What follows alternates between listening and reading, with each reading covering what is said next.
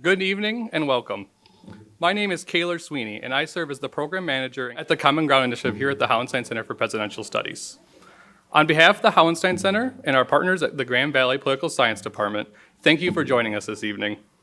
As a Cook Leadership Academy Fellow and graduate of the Political Science program here at GV, I am honored to present tonight's program. Before we begin, we'll hear from a student in the Hauenstein Center's Peter C. Cook Leadership Academy as they share insights into their own leadership. Then I'll introduce our panelists and begin this evening's program. This event would not be possible without the generous support of our donors. Hauenstein Center members allow us to fulfill Colonel Ralph W. Hauenstein's vision of raising a community of ethical and effective leaders for the 21st century. Finally, I want to thank a few members of the audience tonight. President Emeritus Don and Nancy Lubbers, University Trustee Noreen Myers, members of the Hauenstein family, and members of the Hauenstein Center Advisory Cabinet. With that, I'd like to welcome CLA fellow candidate Jocelyn Medina to the stage. Jocelyn is a senior studying communications and higher education with an emphasis in student affairs. Jocelyn works for admissions as a tour guide and for the Office of Multicultural Affairs, as well as being active with Laker Familia, TRIO, Latino Student Union, and PSG, which provides support to those who identify with the undocumented community. Jocelyn is also very active with voting on campus and helping students find their voice. Please join me in welcoming Jocelyn to the stage. My name is Jocelyn, and I am a first-year Peter C. Cook Leadership Academy Fellow. It's crazy because every time I hear that list of things, I'm like, do I really do all of that on campus? And then I remember and I'm like, I do all of that on campus, you're right. To start off this leadership minute, I just want to take a moment and have everyone think for a good couple of seconds, what is the first memory you can think of when you think of a leader? For yourself, for someone else? I've asked this question multiple times on campus to my fellows, to classmates, and almost always the answer is, oh, somewhere in high school when I was, the captain of some sport or something like that. For myself, I remember this word very vividly in elementary school. I remember one time, it was 4th grade, and one of my teachers was like, hey, there's this club. It's called Student Leader Club. It was literally called that. And she was like, come in after math class. And I was like, okay. So there I go, 4th grade me coming into this club. And I remember that there was only a couple of us. And basically what this was kind of like a student council for 4th graders, pretty much. And I remember thinking to myself, I didn't ask. I wasn't informed about this. I didn't really know about this. But I was placed in this club. I later then found out that the students that were in this club, including myself, were voted on by other teachers, right? So we were recommended. And it wasn't nothing big. We weren't changing the playground. It was like voting on what activities we wanted to do, what field trips we would want to see, things like that. So really this all starts with me being in elementary school saying, okay, I guess I'm a leader without really knowing what a leader is. This leads into me moving into middle school and high school, thinking I know what a leader is. So thinking, oh, someone who's elected by someone else, and they portray certain characteristics that I still to this day, at that moment, had no idea what they were, but I was like, I've been called a leader by teachers, so that makes me a leader, right? And little did I know that is not what a leader was. It was not until I hit college. I was at GRCC, and I was changing my majors. I literally probably lost count of how many times I changed my major while I was there. But one of my advisors, who's currently my advisor now at Grand Valley, told me, she said, do you ever see yourself as a leader? And I remember responding to her and saying, I've been told I'm a leader. And she looked at me and she said, yes, but do you see in yourself what others have seen in you? And it was not until that moment where I reflected and I said, no, I don't see what they see. So it is this pivotal moment really where I was like, what is a leader? So I start looking into things and I'm like, yeah, we can go super cliche, right? We can go into like presidents because they're seen as leaders, right? And then you can go more in depth and you can go into like Gandhi and things like that because that was also a leader. And all of these people that are being seen as leaders all have one big characteristic, which is where people follow them and people see greatness in them, pretty much, right? So I started asking myself, what is it that I am bringing to the table that seems like greatness to all of these peers and all of those surrounding me? So all I knew from that moment was, what do I need to learn, to how do I become a better leader now that I've officially established that I've accepted being a leader, right? And it's really, I feel like being a leader, even up until this moment, it means that you never stop learning. A leader is not a person. A leader is an individual who is kind of walking a path with others surrounding them, but making sure that those are also coming up with them. A leader is eventually going to leave. Presidents go out of their term, right? So they have to be able to make sure that someone else could fulfill those needs. A leader is the same. I myself am going to leave Grand Valley, right? I will then go on to graduate, go on to grad school, things like that. So me being a leader now makes no difference if I am not helping those who are coming in after me or behind me. So up to this point, if you come up and ask me, Jocelyn, what's a leader? I'm going to look at you and say, a leader is someone who never stops learning. Someone who, most importantly, will never stop having an open mind. And on top of that is someone who makes sure that those who are around them and surrounding them are good, to make sure that they can take steps up into what you have become, which is a leader. My name is Jocelyn, and I am a leader. Thank you. I will now introduce our panelists. As Clerk and Register of Deeds for Ottawa County, Justin Roebuck serves as the Clerk of Michigan's 20th Circuit Court and Clerk of the Ottawa County Board of Commissioners. He is the Chief Election Officer for Ottawa County, overseeing the elections process in 23 local cities and townships, and for the county's 220,000 voters. In his role as Chief Election Officer, Justin's passion is to build trust with honesty and transparency in the election process. His goal is to change the way election officials interact with voters by modeling proactive, consistent, and fact-based communication using multiple platforms from social media to in-person voter engagement. Nancy Wang is the Executive Director of Voters Not Politicians and previously served as a law professor at the University of Michigan. She led the team of volunteers that surveyed voters, researched redistricting processes across the country, and worked with national experts to write the constitutional amendment language that established the Michigan Independent Citizens Redistricting Commission. She now brings broad policy expertise and a passion for citizen-driven democracy reform, to her role at the helm of the Voters Not Politicians family of organizations. Roger Moyles is Senior Affiliate Professor in the Department of Political Science at GVSU, specializing in American and state politics and international relations. He has been a frequent source of commentary for numerous local, state, and national media outlets, including in-studio election night analysis for every presidential and midterm election since 2000 for WGVU Public Radio. Karen Zeevy is Professor of Political Science and Director of the Human Rights minor here at GVSU, where she teaches courses on political theory, human rights, and feminist politics.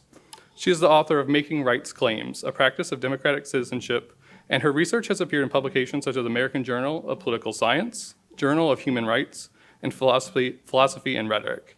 Most importantly, Karen will be moderating our conversation this evening. So thank you so much to all of you for being here tonight, and we look forward to a great panel.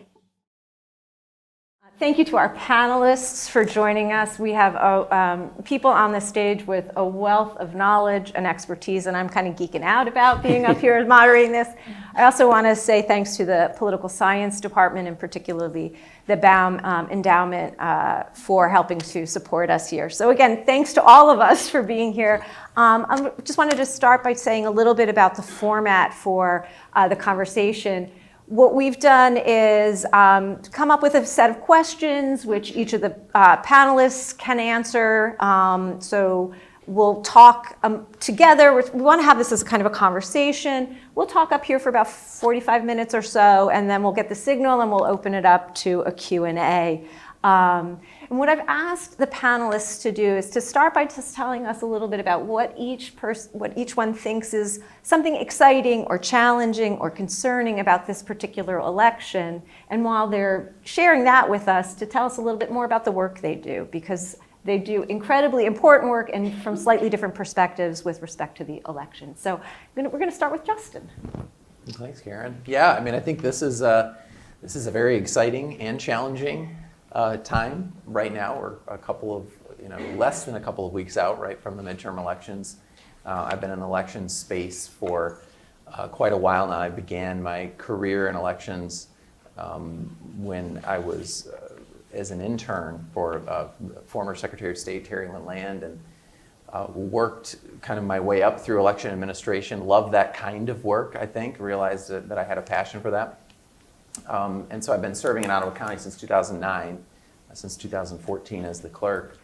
I think some of the challenges, well, I'm going to say what excites me about this. I think it is fun. I think people in election administration, there's been a lot of talk lately about the challenges, and we have those, but it's a blast. I think it's great being able to see a process through, to really work hard towards something on the administrative side and see the success of that, which results in people's voices being heard.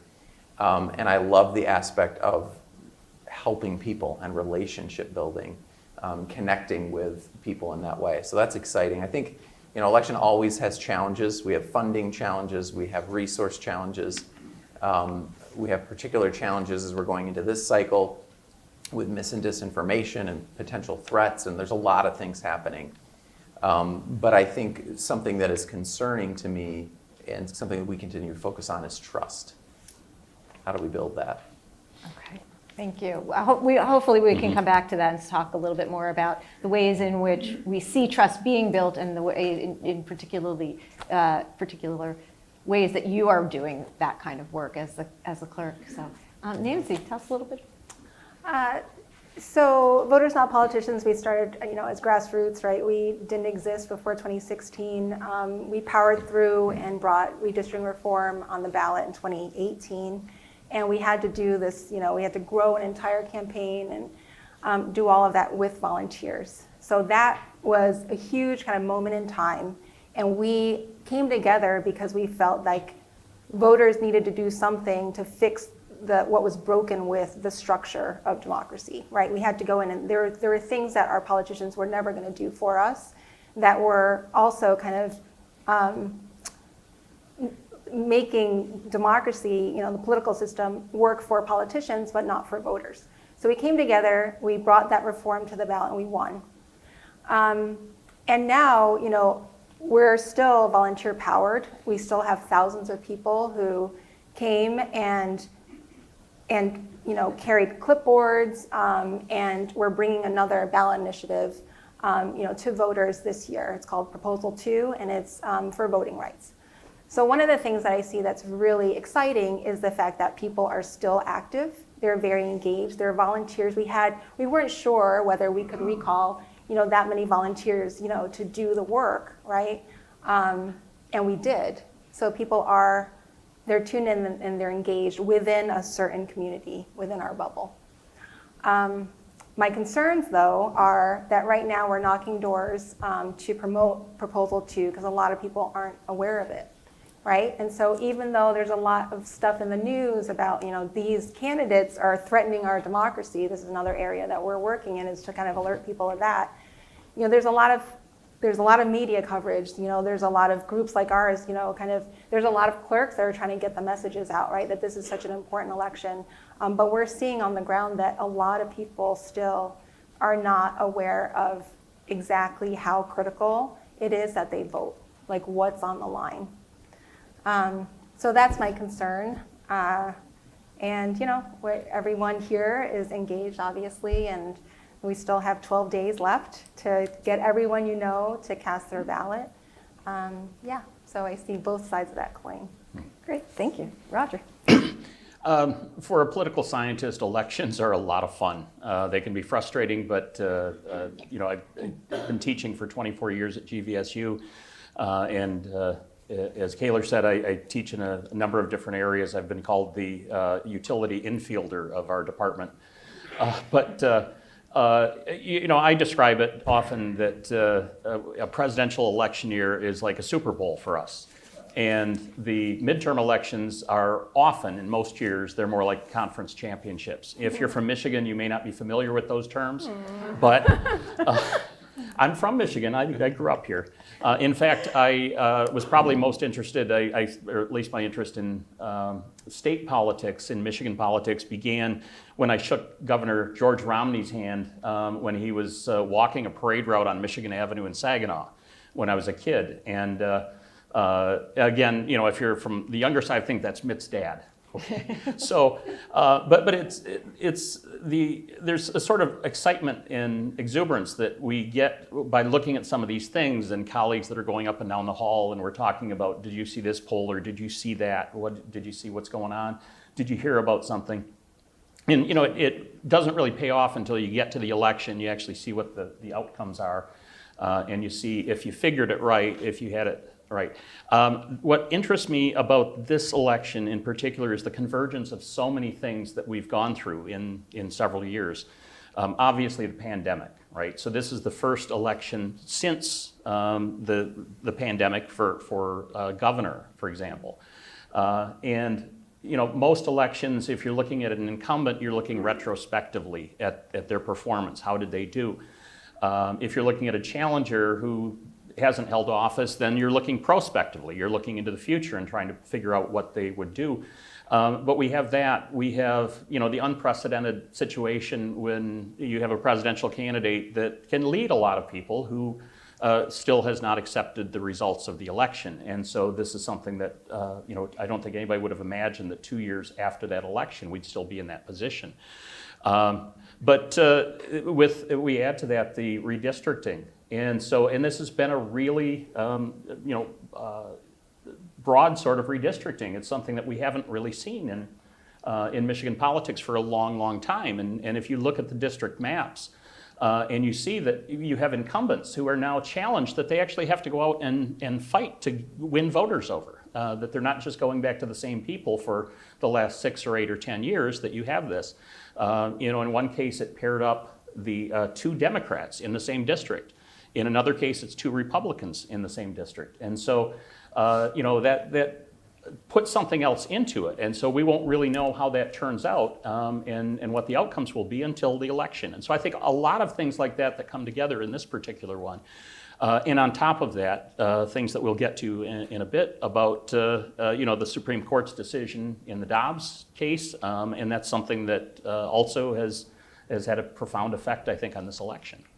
So before we turn to redistricting, can I just follow up on a couple of things that you mentioned here about misinformation or lack of information, right? So we find this moment fun, right? And we're paying attention. So I don't know if fun is a word that you associate with this election. So tell us a little bit, and anybody can answer this, about what you think prevents people from accessing information. So what causes a lack of information? And what are some of the things that you see that are really effective at countering misinformation? So I'm not sure who would like to start with. Well, I think on the countering of misinformation, you know, it's so important to me that we are building trust relationships within our community. I think about this very often when you know, we talk to constituents literally almost every day. We have for the past, you know, over almost 800 days now out from the November 3rd, 2020 election, right? When there's been that level of conversation going on within the community, you know, this is really critically important, and we have to get this right. And I think about, for us in our operation, what I'm consistently telling our team is, countering misinformation begins with relationship and it begins with trust. People have been given a set of information from people that they trust. And I think about that, that's pretty easy for me, right? I take information from people that I trust pretty much as fact. And so what is really critical and elections are so decentralized across the state of Michigan. I mean, we have over 1,600 election officials in the state of Michigan. Your elections are run in your community. And that's the beauty of our system. And so we need to engage, I think, on the election administration level in making sure that we are connecting those dots and building those relationships with our community, because that's where the trust begins. And I think that's where we can grow and consistent fact-based information. Being able to hear people where they're at is really important as well. I think I often say to folks who we're having a conversation with, we actually want the same things. And we do. I think probably every single one of us in this room, we want to trust our elections. And we want election integrity. And we want access for everyone. And so those are things, in particular, we all want to trust our elections, right? So let's start from there and continue pushing out accurate, fact-based information. Okay, so Nancy, you are doing some of that work, right? Trying to Yeah. push out the fact-based information. What do you, when you go to the doors and you're finding that people don't know this information, what do you think has prevented them from accessing it? Yeah, honestly, I've been really struggling with that. I don't know. There could be a lot of things, right? There's a lot of stuff going on. Even people I talk to in my, friends group, like a friend group, there's just a lot of things, and then there's also a lot of disinformation. It's hard to kind of summon up the energy to kind of wade through all of that all the time. And that's one of the things, what we're trying to do in our kind of strategy almost is like beating the drum, just because we feel like it's such a critical, there's so much on the line. We feel this urgency, right? We feel this gravity of this election. But I don't actually think that helps. We have to find a way to find the message that resonates with people. And that's why redistricting, for example, esoteric, very, I remember us doing polling and it was like 30 days out from the election, 35% of the, likely voters had never even heard of gerrymandering, that was not good for us, But it's like when we were then, the commission was doing its work, we had to go out in the community and say, hey, this is your chance, you should get involved, right? This is what we fought for. But we had to find ways that why does it matter to you? Well, because you live in a lakeshore community, do you feel like your representative really had those interests in mind? Well, this is a way that you can carve out that district to make sure you get those interests represented. So again, it's hard to come up with a message that about a midterm, like a general kind of statewide election, and make it really hit home for people that they need to talk to every single person they know, to vote. So I don't know the answer to that. Okay.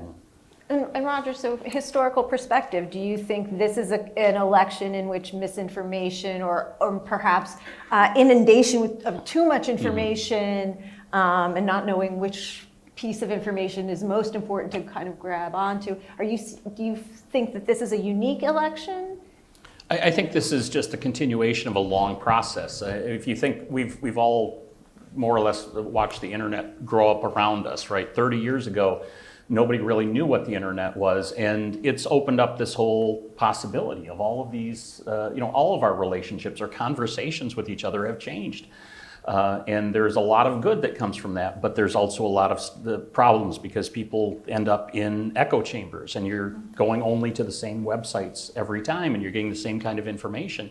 And that's very troubling because you have to be exposed to a lot of things. Otherwise we do, we come to trust our cable news stations, because we think, well, they've got our side, they've got it. But we miss out on an awful lot that's going on out there, and I think that's part of it, is just that this is not something that emerged with, in 2016 with the election of Donald Trump. It's been something that's been coming for decades, but it's basically using some of the processes that are available, the technology that allows for a lot of information to go out there, and once it's out there, it starts circulating, and all of a sudden people, well, I saw it on the internet, the joke, and so it must be true. And so there's a lot of that I think plays into this, and at a different point in time, without that kind of connection, the communication like that instant nature of it, I don't think we would be dealing with the same sort of thing.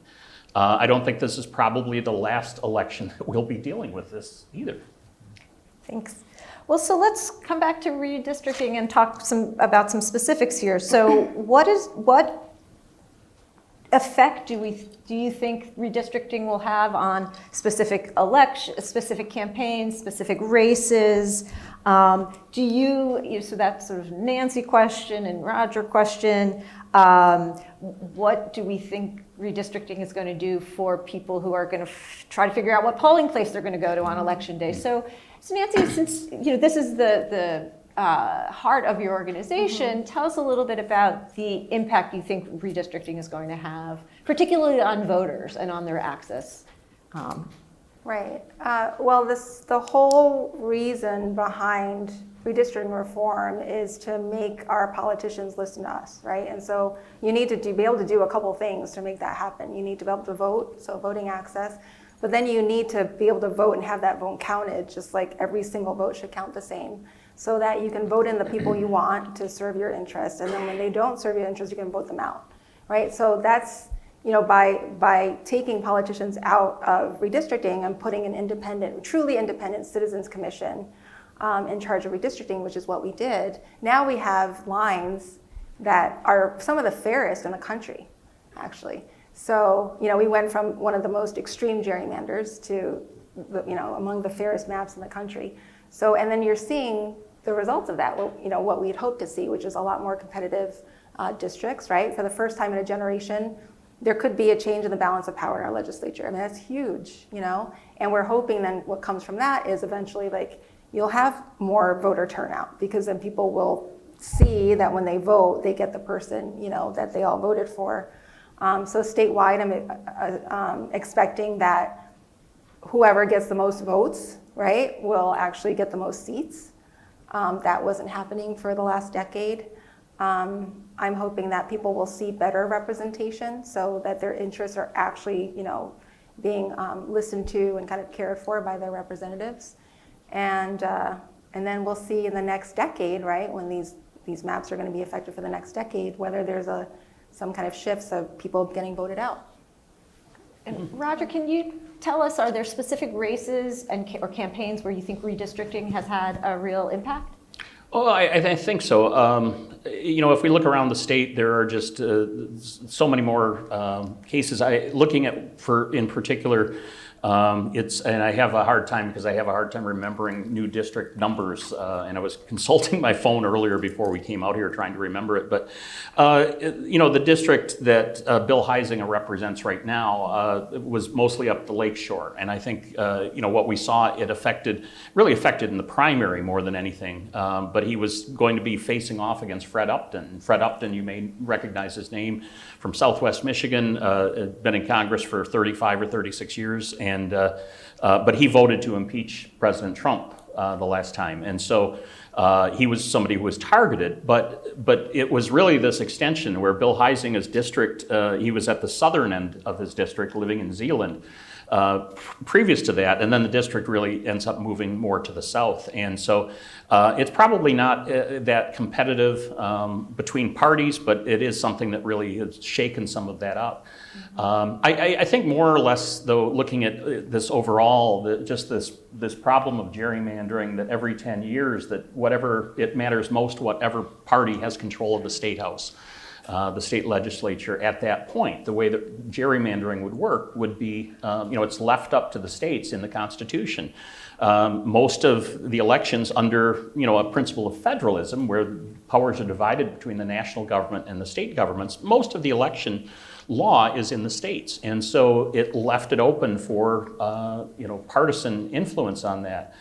Some of what went on in 2010, the kind of backroom dealings, it wasn't, the smoke-filled back rooms that we used to talk about in the early part of the 20th century, but it was emails and communications. There was discovery that came out, I think it was the League of Women Voters that had gotten some depositions and actually got some of the communications that you would hear that they were talking to members of the state legislature or members of Congress and asking them whether they wanted this neighborhood put into their district or something taken out. And that's just not the way I think the system is supposed to work. It can be made that way, and it's a very savvy strategic thing. It's something that Republicans have done and Democrats have done and would continue doing that unless we have some kind of a system like that voters, not politicians, brought us, I think, to make that. I think, voters, not politicians, we saw it was kind of a messy process a little bit at times, right? And it's something, it's the first time out there. Mm-hmm. But I think this is the sort of thing that's going to help us as we go to it the next time around. I think it will be, there'll just be some patterns that are set up and figured out about how to do that. And just refine it a little bit better, but I think that's something that's been very productive in this. And we'll see what the results of this are, but especially what you said, Nancy, about the sense of representation, that somebody's there to represent all of the voters in the district and not the ones that they picked. So. And Justin, do you think the redistricting is going to confuse voters in any way, in terms of either where they're going to vote or who they're voting for, or not really kind of understanding the shift? What are you seeing from your... Yeah, I think as an election administrator, one of the first things we think about when redistricting happens, which happens every decade, right, in some way, shape, or form for us, is accuracy and making sure that the data matches where it needs to match. And this is an immense process. Michigan's the qualified voter file in Michigan, there's 220,000 people on the qualified voter file for my county. Every one of those records has to be correct. So when they go into the precinct, they know which ballot they are receiving, or essentially the election worker knows which ballot to give them. And so Michigan has 8 million voter records, and this is was a massive undertaking which required an incredible amount of work from the State Bureau of Elections on down to county and local clerks in making sure that that is right. And then we build our ballot. So we take all of the data, all of the inputs from all the candidates and all the proposals, and then we have to make sure that the right candidates are on the right ballots for the right voters and the right number of ballots in the right precincts and the right splits in those precincts for those voters. And all of this impacts trust, right? If you are a voter who goes into a precinct and you've done your homework and get there and realize the candidate you were supposed to vote for isn't on the ballot, that's a huge impact to trust.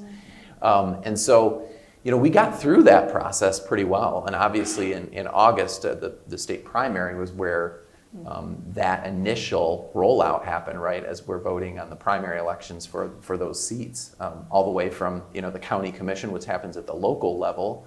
The redistricting there did not change under state law. So county commission races, much smaller pockets, but then state house and senate and so on. And so does it confuse voters? Yes, I think there's a certain level of confusion. I think very few, I always go back to what do my neighbors think about? They seem like normal human beings. What do they think about? I don't know how many people know what district they're in, right? What's your county commission district? A lot of people don't know that. So, but they do know what candidates they vote for. They know the names of candidates, the people they're used to voting for, and things like that. So for us, it's a big education campaign, right? We're saying michigan.gov/vote. Go to michigan.gov/vote. Please do go to michigan.gov/vote. It's a great resource because you can look up your ballot, your sample ballot's there. You know where your polling location is. It tells you right there. Because a lot of our polling locations also changed in this process. State law requires local clerks to send voter identification cards out anytime anything changes for them. So if a district number changes, but it's still represented by roughly the same geographic area, still have to send that card out. So basically every voter in the state of Michigan got a voter ID card that tells them which district they're in and where they need to go to vote. But there's some great information, and our ballots are big. So we're always telling folks, trying to alleviate some of that confusion by just saying, make sure you stop in at michigan.gov/vote. Could I just ask a kind of a technical question on managing this on election day? And how do you model it for turnout? Because I know you can look at the number of absentee ballots and compare that and things like that. But on election day, when you have maybe a larger turnout in this precinct or this community, and you have to scramble to make sure you have enough ballots for them, and that's sometimes a problem, right? How do you cope with that? I will say I'm a fiscal conservative. I'm from Ottawa County, okay? But one thing I am not fiscally conservative on is ballot printing. We want to make sure that we've got plenty of ballots. And in a general election, we're required to print 100%. Oh. And we do actually over 100% because of a lot of different factors. Obviously, people can come onto the voter rolls after ballot print. Ballot printing is a very detailed process, and it has to happen. We have to have printed ballots on hand 45 days prior to an election. So there's additional voters coming out of the voter rolls. Voters spoil their ballots in the precinct. You know, that's certainly want to make room for that. Anybody who makes a mistake can get a new ballot and vote. And another thing that we've seen quite a bit in 2020 and beyond are voters who have applied for an absentee ballot, receive that ballot, and then decide to vote in the precinct. Well, you cannot use, under Michigan law, you can't use the same ballot. You have to surrender that ballot. We keep track of all that. No one's getting two ballots. But we're using two ballots in that situation, right? Because the voter's turning the other ballot over and then voting in the precinct. And so a lot of ballots get used. And so our calculations are really in a non-general election where we do print under the registered voter totals. You know, we had 35% turnout in our primary, right? And that was pretty average statewide. So we're ordering well over what the previous several years turnout has been, just to buffer that. So Justin, while we have you in the hot seat here, can you tell us a little bit about the effect of access to absentee ballots? Are you seeing more absentee ballots coming in? Do you expect, I think the headline is, we won't know what the election results are on the night of the election because there are so many absentee ballots? What's happening with that? Well, you know, obviously Proposal 3 in 2018 really changed the game for our voters and also for our election officials, right? Because we previously had to have an excuse to vote absentee. So Proposal 3 opened that process up. Anyone can have access to an absentee ballot. And voters, we've seen across the country, want that. And it's a convenient option. It's a great option for our voters. And then we had a pandemic. And so it's been interesting because it'll be very interesting. I really think, I was talking to a good friend and colleague, Lisa Lyons, here in Kent County the other day, and we were just saying, I think this election might be a benchmark to say, okay, where does this kind of fall in terms of where people will be voting absentee? We had a really high watermark for us in Ottawa in the August primary of 2020. Again, in the middle of the pandemic, we had 68% of our voters vote absentee. That came down a little bit in the presidential election. We had 56%. And I estimate probably, at least in Ottawa County, we'll probably see right around 50% of our voters use that option. And it's great. I mean, it's so nice to be able to vote at your kitchen table, Google your candidates, do that research, turn it in at your convenience before the election. I love going to the precinct. I love taking my kids. I have a 4-year-old and a 7-year-old. We make a big deal of it. They get the stickers too. So, I mean, I think it's great for people to have those options, but I think we're prepping for around that 50% mark. In terms of the count, I think the more urban the community, the more absentee ballots you have, just because of volume, not urban, rural necessarily. It's just the volume of votes.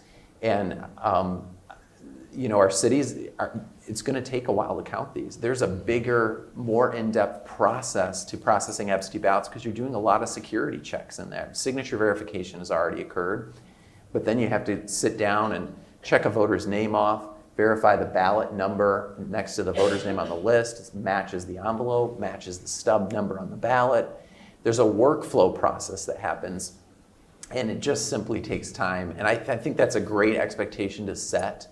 We want to get it right before we worry about speed. We are more focused on accuracy.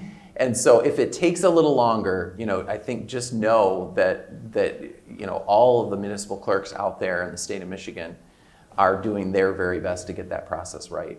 What about the advance time in getting into the absentee ballots, prepping, things like that? The legislature 3 or 4 weeks ago, I think, gave a little bit of a window, but is it enough? Well, what I've consistently said is that it's better than what we had before. So this pre-processing legislation, the governor and the legislature did come to an agreement, a small amount of time, a 2-day window of time, where essentially some of the workflow on that absentee ballot processing can be done early, beginning on Sunday before the election and moving into Monday evening. So I think it helps. But what's interesting, and Michigan is really unique in the number of states that for one thing, most all states that have more expansive absentee voting laws are counting their ballots early. Ohio is a good example to the south. They're counting ballots 19 days early. Florida has 2 weeks.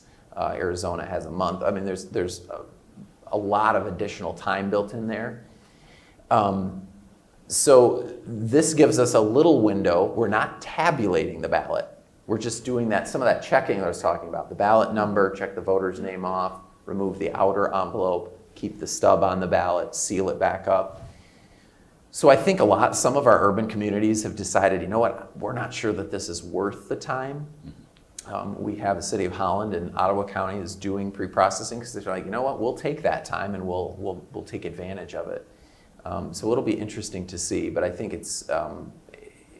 I think ultimately it's better for transparency for us to have more time.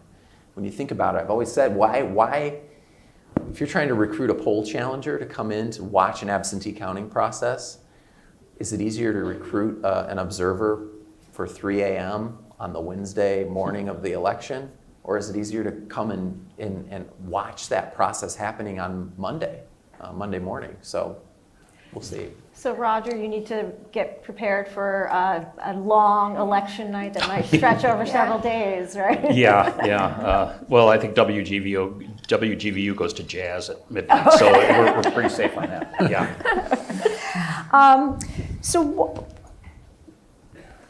Why don't we talk a little bit about what you are seeing as the issues that are driving people to the polls, or what you think will affect how they vote. So Roger, you've been following a lot of the polls. What do you think is at the top of voters' concern list? What's across the board, we see a lot of different polls out there. There's some that you can feel are more reliable, but one of the things that they often ask about and we learn about is, what's the most important issue, or what do you think if the state is in the right direction, if it's moving in the right direction. But certainly right now it's the economy, inflation. And sometimes those things are separated, but they really are integrated. And it's interesting because in a state race, the question about inflation, we're all facing this. We're all seeing higher prices. I was complaining the other day because my diet ginger ale that I buy in the 2-liter bottles has doubled in price since 2 years ago. And damn it. But frankly, it's, this is something that, that's not in the control of the governor. It's not in the control of the U.S. president, whoever it is. This is a global problem that we have, and it's a result of the pandemic and many features there. But there's no quick and easy fix on it. But so the economy, if there are lots of families out there that are going to struggle to make payments, and we don't have the same kinds of programs that we had during the real heart of the pandemic that could help support and cover people on that. And they're talking about some of those things. We also have to be careful about not injecting more money into the economy and pushing it further. But behind that is the abortion issue, and obviously that's going to be, with Proposal 3, that's going to be a big issue in this election, and it has been. And with if you look at a partisan difference in this, among Republican voters, the economy, if they say the economy is the big issue, I think they're breaking. It's about 69% or so, I think it was the latest poll I saw, that they would break for Tudor Dixon, the Republican nominee for governor. And if Democrats say that that abortion is the most important issue, they're breaking at about 84% toward Gretchen Whitmer. So, that's the big thing. And just a little bit of a contrast here is 4 years ago, in Michigan, the most important issue to voters in the statewide elections was the roads, the damn roads. And, if I don't know, in West Michigan, my experience has been I take detours on detours, right? Because we have a lot of this, there's a lot of state spending, there's a lot of federal money that came in that allowed the state to do a lot of spending, but there may be parts of the state that are just not seeing as much, and that could be part of it. But where it was the most common response, I think it was about 25% of people said, you got to fix the roads. It's now, I think it's 7%. So there are obviously other more important issues right now, but as we bounce down the road, but we have a lot. It was neglected for such a long time. That's why it matters. But But those sorts of things, they can switch pretty quickly. And what are you seeing with respect to Prop 3? Right? Are we going to see people coming to the polls particularly to vote on Prop 3? Well, I think that certainly is a driver. It's a driver more for, particularly more for Democrats in being able to rally people out. But on the other side of it, there are lots of Republicans out there who are pro-life, and they're going to be voting in opposition to it. It's something that would draw them out at this point. If they can defeat that, then the 1931 law holds. And so I think it's something that cuts both ways in a case like that. And Nancy, since you are out there talking to a lot of voters, what are you hearing from people about the things that are important to them? Well, we tend to focus on, it's interesting because we started as a volunteer organization. We were voters, not politicians. We're not for any politicians, right? We were really about the structure of democracy. And yet this election, we actually are going out and trying to get certain candidates elected. Because there's a difference now between a pro-democracy candidate and an anti-democracy candidate. I mean, nobody would have thought that this would be true, but it is, right? And so we're going out there and saying to people, whatever your policy priorities, we need to make sure that the foundation of our democracy survives, right? And we know that 2020 is kind of prelude, kind of a practice to 2024. And there's some serious threats that we're seeing from some of these candidates, right? Tudor Dixon, you mentioned, Karamo for Secretary of State, people that are like running on platforms of, hey, we're going to infiltrate from the inside and, make sure that basically whoever, candidate they want to win wins next time. So, that's kind of the message we're getting out. Again, that kind of makes us a little bit more, more abstract. But we are able to talk like, if you, prioritize, abortion or roads or whatever it is, and you want your politician to be able to serve you, you need a democratic base, for any of that to work. Which brings us back to this issue of trust and elections and election integrity. What are you hearing from your constituents and about their concerns? Are you concerned about Election Day, about, say, security at the ballot box, or safety at the ballot box? And does this issue of there are pro-democracy candidates and anti-democracy candidates, does that come up in the kind of building of trust that or threatening the foundation of the trust in about elections? I mean, we're hearing a lot from our residents, and when we have consistently done that, and I think one of the things that we've tried to do is have open conversations and open dialogue. We just finished our final in a series of 3 town halls throughout the county. Earlier this week, we were in Grand Haven, and we set up a series of these that we call community conversations, basically where we just went in, gave a brief update on the election process, and sort of like, here's what we do well in Michigan with elections. These are the reasons that I firmly believe you can trust your process. And then I also talked about, here's where I think we can improve. We absolutely are not a perfect system. Elections is a human process run by humans. I think for election administrators to kind of get up our guard and say, you know what, it was all fine, is probably not the right answer, because we always need to do debriefs and we always need to think about the ways that we can do things better. And those town halls have been fascinating and really good. I think it's an issue that everybody cares about at some level.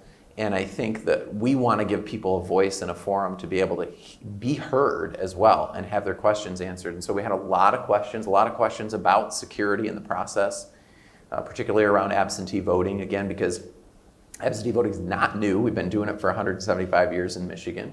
But certainly the expansion of it is new, and so it's new to a lot of people.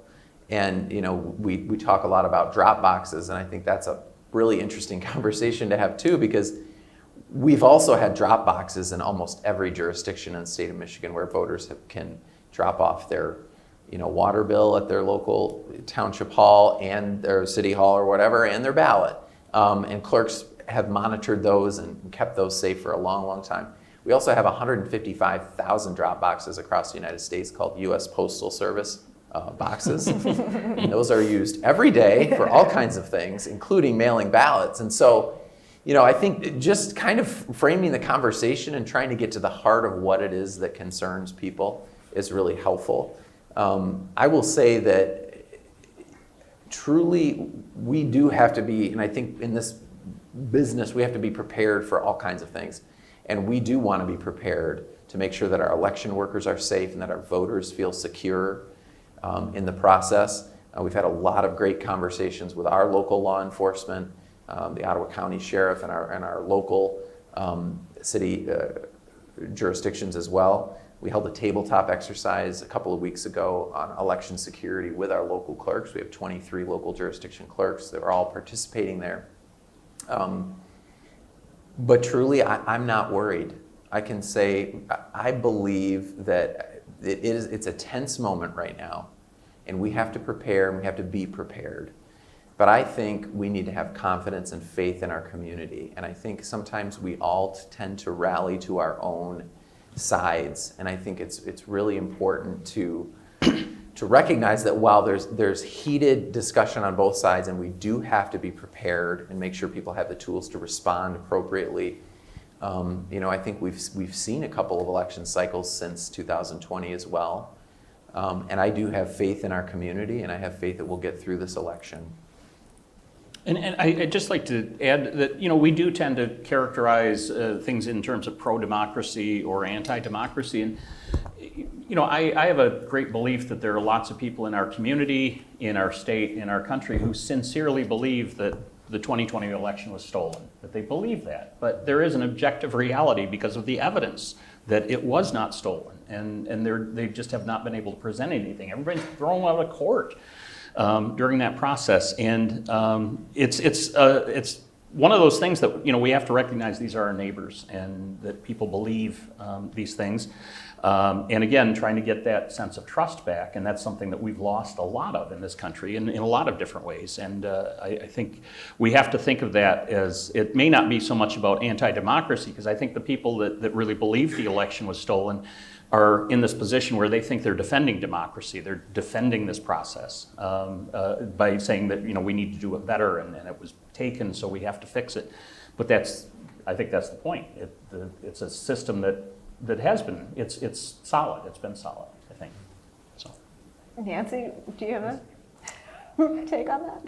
I was thinking, one of the things that we do is we're recruiting poll workers and poll challengers as well, nonpartisan poll challengers, and there is a lot of interest, and I have seen a lot more, many more efforts by clerks to open up the process, right, of absentee counting. Like, how does that happen? There are tours where you can walk through your clerk's office and kind of go through each of the steps, and that has been a really positive development for even people who believe in conspiracy theories when they come in and they see it for themselves.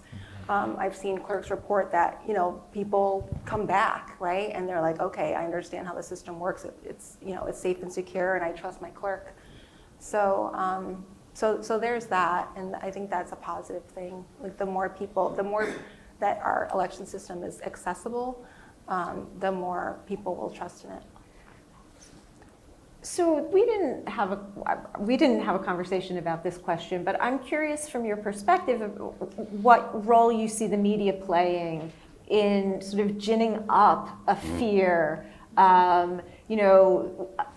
whether we're going to have things like happened in Arizona happen here on election day or at the drop boxes, or whether the media is overplaying polarization. So I'm curious from your perspective, both as sort of just a citizen, but also in your roles with respect to the election. Do you have thoughts on the role of the media and its responsibility? I mean, it's been interesting because I've been in this space for a while now, and I think pre-2020, I would say maybe pre-2016, we always get media calls on election day or kind of leading up to election day. But particularly on election day, the most common media call would be, you guys got any problems over there? how's it going over there? You got any problems? And, you know, which is fair, right? If there's a problem, we're not hiding it, and it should be transparent and open and everything, but it's interesting. And I give particularly our local media here, so much credit. They have really come around to try to understand election issues. And even in national media, we have like court correspondents, right? We have sports correspondents. We have a lot of people who focus on certain issues. We previously to 2020 for sure, did not have a whole lot of people in the space of focusing on elections. And elections are complex. If you've been to one election office, you've been to one election office. Like there's so many different ways that elections are run across the country. And so, but I would say our local media here has been fantastic in terms of trying to really understand. We've had a lot of people in. We showcase when we do our public testing of equipment. We'll roll it out. We'll invite the media, and they come, and we talk through what are we doing here. We're testing every single machine before the election to make sure that they count the ballots accurately. Those kinds of conversations have just exponentially grown, and it's been fantastic. I do think that there's a little bit of drama going on right now on the national scale in particular. I've probably received 20 to 30 phone calls this month from media outlets, mostly not in West Michigan, wanting to know how we're going to keep our election workers safe. So I think this is an issue that is it's real, and I do not want to downplay it, because that's really critical that we don't, and that we prepare for it. But I also think that, it's a story out there that I think media is kind of searching for, making sure they're reporting on what they need to be, and that's an issue that they are focusing on right now. Great. I see our microphone people coming to the front, which means I think we are at time to open up for questions for the audience. And we can come back to this issue in response to some of the questions from the audience. So who has a question? I see somebody right here in the middle bit. Yeah.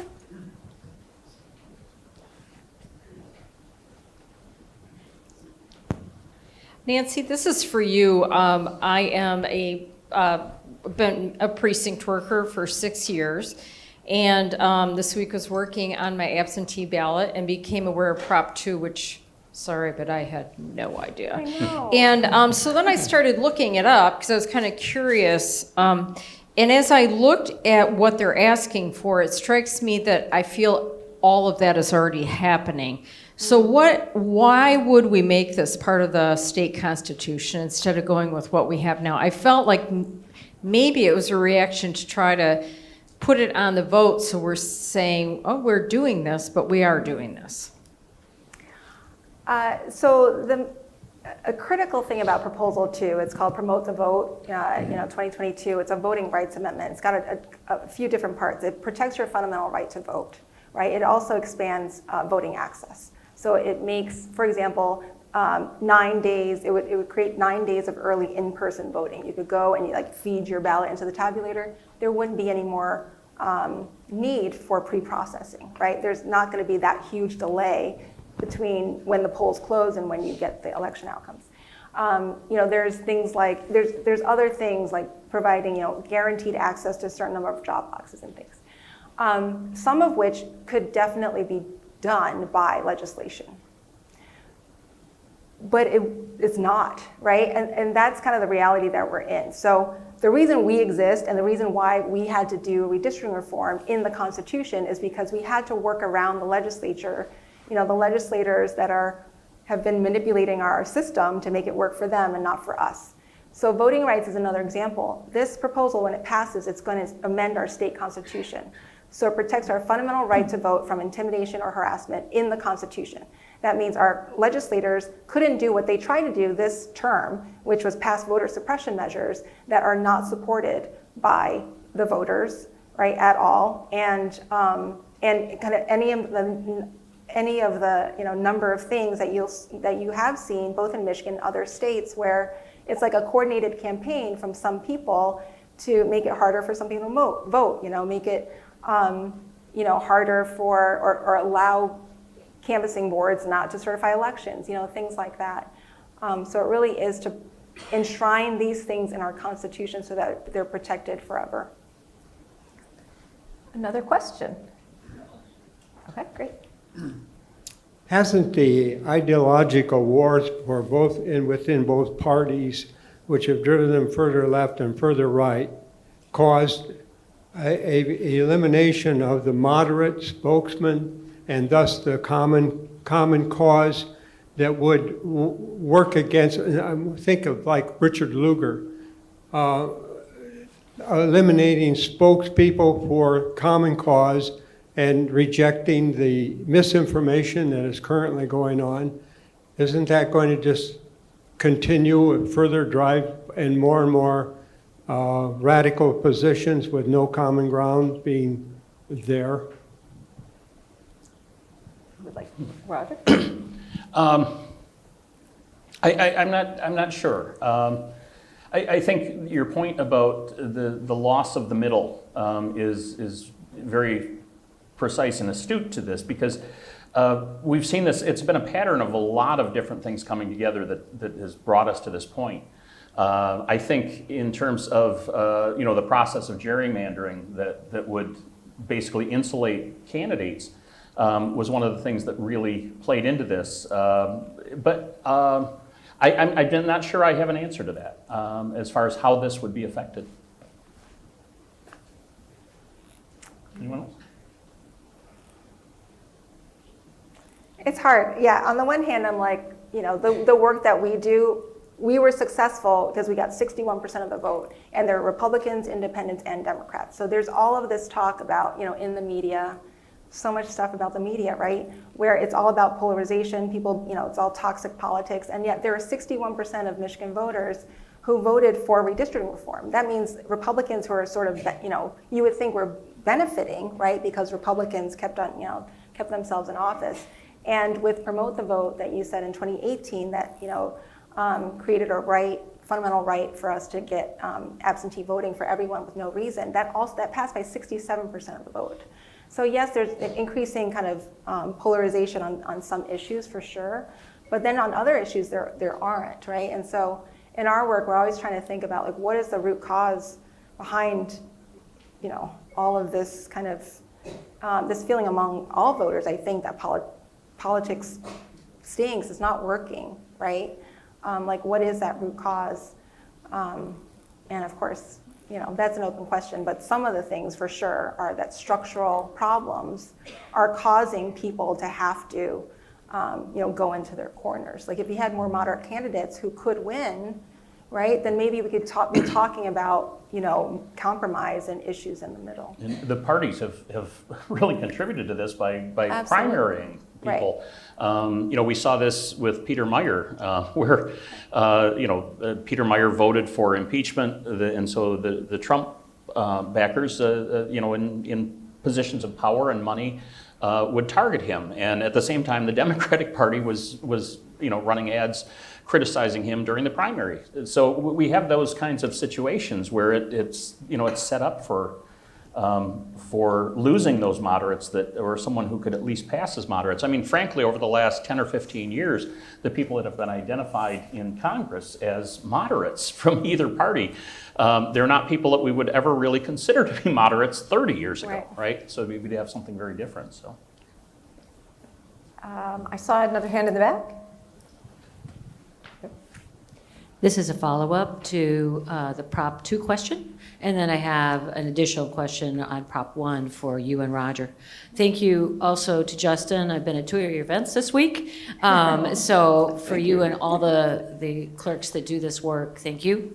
It's not easy, and it's only one part of your job, and we appreciate it. Thank you. Nancy, thank you for the work you do, and I just want to bring up Prop 2 again because it seems to me, and just tell me if I'm on target, that in answer to the prior question, you're basically saying we want to make sure it's in the Constitution to make sure it doesn't get messed with by people in either the Secretary of State office or by legislators. If it's in the Constitution, it's enshrined as opposed to simply legally codified. That's right. Is that correct? Right. Okay, I'm good with that. And and now for both you and Roger, I'm interested in Prop 1 because my read of term limits has been they're out and then they're in the lobby position, and that doesn't serve us well. Is what you're trying, and I'd love your opinion on that because I'm not an expert. Would you say that Prop 1 is giving a longer term limit and more expertise and tenure to people that we want to, that could benefit us by keeping them in one of two houses for an extended period of time, as opposed to just one house and they're out? Or maybe I'm misreading, so go ahead and answer the question. Well, to go back to when term limits were initiated in Michigan, I think it was on the ballot in 1992, if I remember correctly, and it was sort of staggered in. You had people who were grandfathered in and the term limits.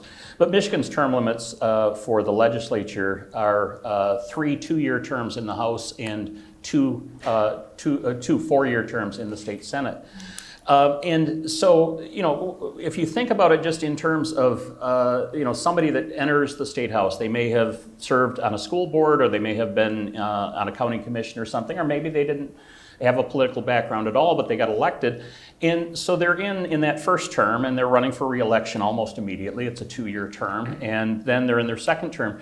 And then by the end of that 6th year, they're out of that chamber. And so any of the kinds of relationships that are built up where they could actually work together with others from their party, or over the long term, or with, God forbid, crossing the aisle and working with somebody else from the other party to come up with that, they can, if they have a little bit more time, I think, in one chamber, there's that possibility of that. It doesn't mean that someone won't be there for 1 or 2 or 3 terms and then decide. They could be strategic and decide to run for the state Senate if it's a year when the state Senate is up. Our entire state Senate comes up every 4 years. It's not staggered like we do with the U.S. Senate. But I think that's one of those things that by allowing somebody to potentially stay 14 years in the House, it gets a little bit awkward in terms of the even terms across there. Somebody that serves 12 years in the House and then they can't, they're not going to serve 2 years in the Senate to finish that out. But I think it does give us something where there's a better chance of those relationships, because I think that's something that over the last 30 years we've really lost out on. And I think that our legislature has become very dysfunctional because of that. With term limits, there are a lot of us who are not very big fans of term limits, because it's more or less telling ourselves, don't let me vote for this person again. Don't let me put in somebody who I think is effective and keep them there. I understand the motivations that people have. There were representatives from the Upper Peninsula in the State House and State Senate that just dominated. They would get reelected. They were in there for 20, 30 years. And they had control of the appropriations, and you'd get all sorts of stuff coming out of it. So, but some of that, somewhere in between there, and lots of states have opened this up to the point where you could serve longer in one chamber. You make that decision, and if the voters want to return somebody to that, and I think also in Prop 1, the other part of it is the more transparency for people in government. About their finances, about where they might be going. My state rep, I live in Holland, my state rep resigned in the middle of his 6th year. He was term limited, and he resigned and took a corporate job. And he actually said that he was doing this because he would help with the supply chain on the private sector side. But that job came up, and he saw an opportunity, and that's his decision. But we haven't had a state rep for our district then since I guess the 1st of July. But yeah, so I think I think there is something that I think is valuable in that, to at least have a little bit more flexibility. Yeah, Voters Not Politicians, we endorse Prop 1, and it's because everyone we talked with who were trying to work in Lansing, or that campaign is being led by labor on the one hand, and then also the chambers of commerce on the other. And there's kind of this broad consensus that especially our state house, it is completely dysfunctional. It doesn't work, doesn't have enough people in there with any expertise, like substantive expertise. They don't have enough time to learn about things that are very complicated, like water and water policy and things like that. by the time that you can talk with them and they learn, they're out, right? And so the people with institutional knowledge are actually the staffers that can stay on or the lobbyists. So I think Prop 1 mainly would allow people, allows 12 years max, right? But it mainly then allows people to serve more time in the House than they can do now. So there was a hand down here.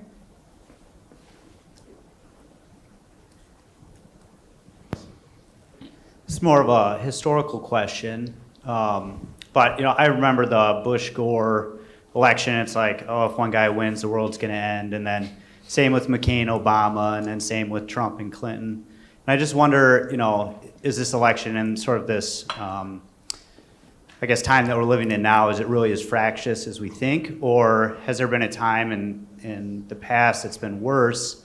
And then sort of how did the pendulum swing back? What sort of events transpired that made things more moderate again? Well, I might mention about the election of 1876, which was a very unusual one.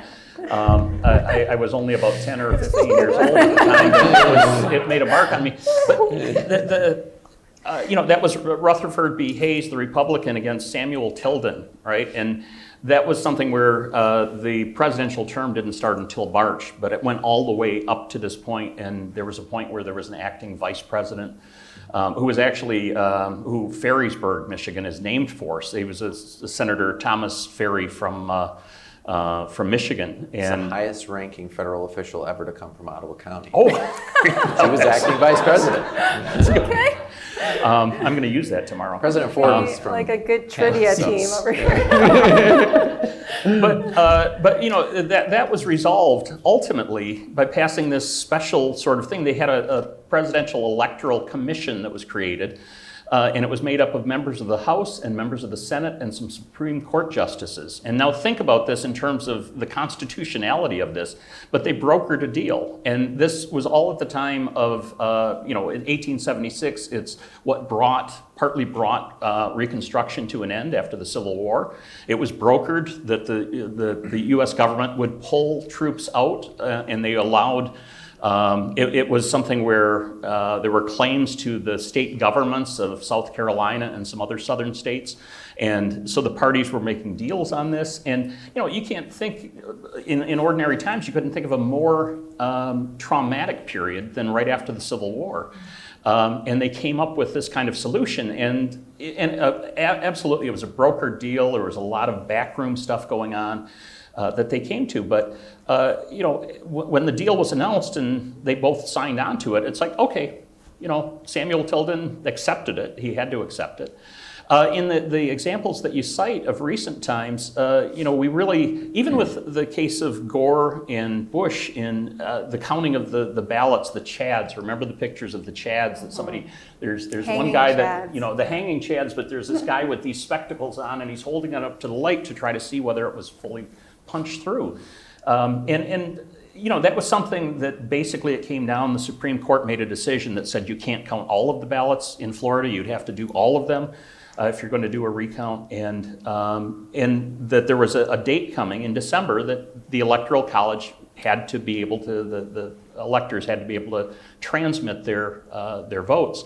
And that was the end of it, right?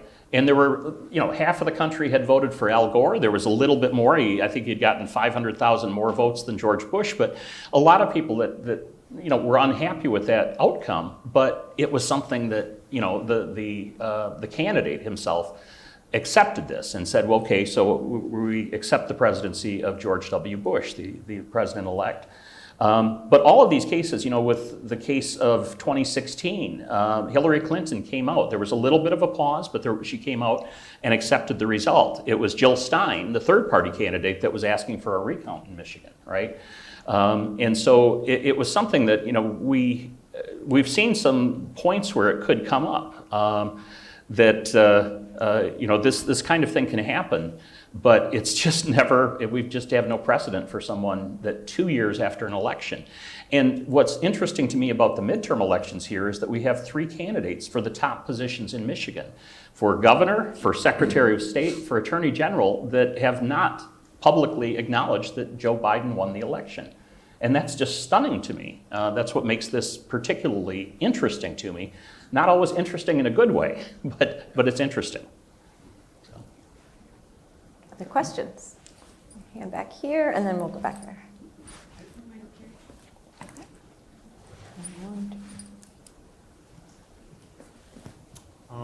To kind of build up the gentleman's question about polarization and election system improvements, can anybody comment about ranked choice votes, multi-member districts, open primaries, creating space for more parties, or anything you think that could actually help to kind of, for the marketplace of ideas, kind of be more, the middle or the moderates can kind of have a little bit more choice?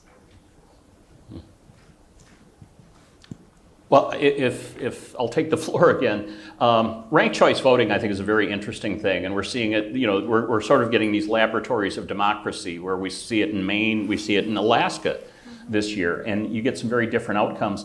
The thing that's always held me back from ranked choice voting, though, is that if you think about the general public's knowledge, now you guys are here tonight and you're interested, you're probably more involved in this, but there are a lot of people who don't understand the Electoral College, just how it works, the process. We've learned a lot more, as a society. But I used to, in the 2000 election, I was handing out copies of textbooks and specialized text to journalists to say, take this back to the station, to Wood TV8, take this back and you guys can look up something, because they were calling me all the time. And their presumption was really that, that George W. Bush was going to win the popular vote, but Al Gore would get the Electoral College, and this would be this outrage and all this, and it flipped the other way around. But I think that's where, if we look at ranked choice voting, where you can, if you're not familiar with this, where you cast your ballot and at the same time you have an option to say, but my second choice would be this candidate and my third choice would be this. And if no one gets a majority, the rules can vary from state to state, right? You could establish something with a different standard to it. But where it's usually, where it usually plays out, it's where if no one gets 50% of the vote in that first initial election, then they drop out the remaining candidates, or they might take them off if there's a third party candidate or a fourth party, fourth or an independent candidate. They're going to drop them off, and they're going to take those secondary votes and recalculate it. But with the kinds of controversy that we have about whether our elections are safe and secure, imagine trying to convince people that we're going to rerun the ballots, and now this time, this candidate is ahead. And see, that's the problem, I think, that we face with that. I just, there's, the more complicated we get, I think there's more of the sense that there's not the transparency, that it's going to be somebody behind the scenes that's rigging this and getting the outcome they want. And I think it's a wonderful system for ranked choice, but I think we'd be a lot better off. I think we would get toward more people in the middle, that we'd have sort of an option there.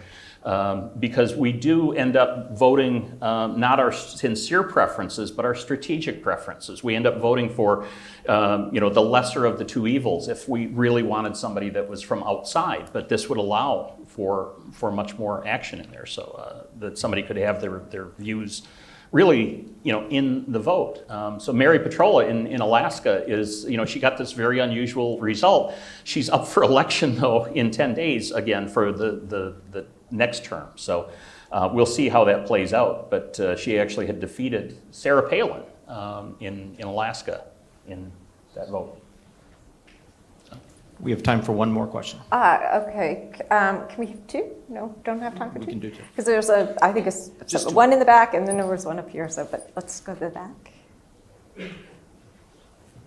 A blue sweatshirt, yeah. We've seen how debates can change, like presidential or like governor elections with like Nixon versus Kennedy, and then also H.W. Bush versus Clinton. Should we have more debates, like have more like governor debates like we've had one Wednesday? Should we have more debates and also make the time longer, giving the candidates more time to like express their ideas and everything, which then will also help with like misinformation?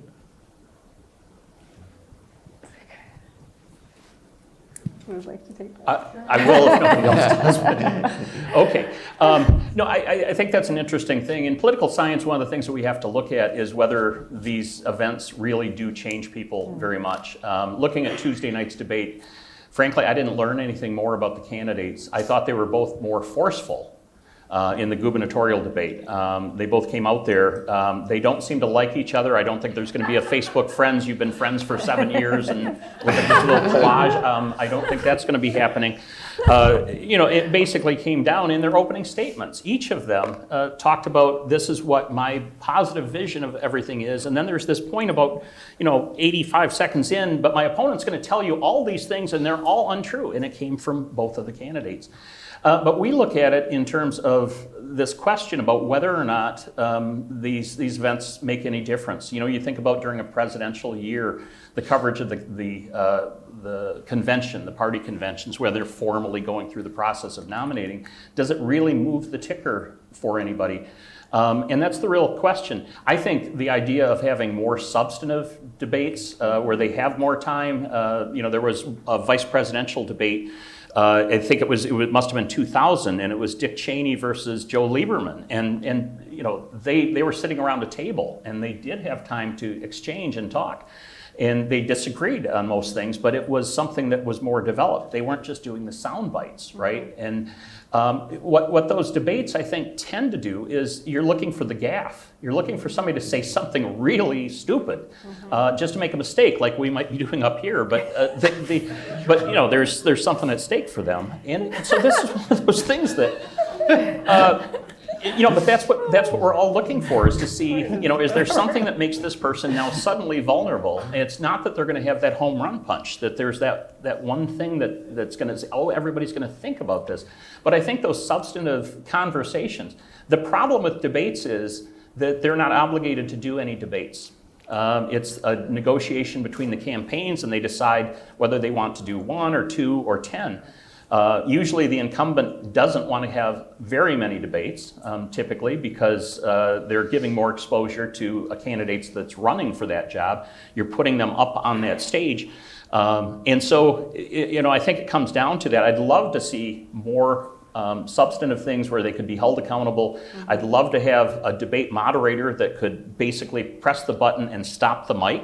If somebody's, this debate was very well mannered, other than the point that they were just breathing fire at each other. But they kept to their time limit. They once or twice said that's time, and somebody went over by 3 seconds or something. But they weren't talking over each other. They were very polite in that regard, but we don't see that in a lot of our debates. So, good question, though. The final question.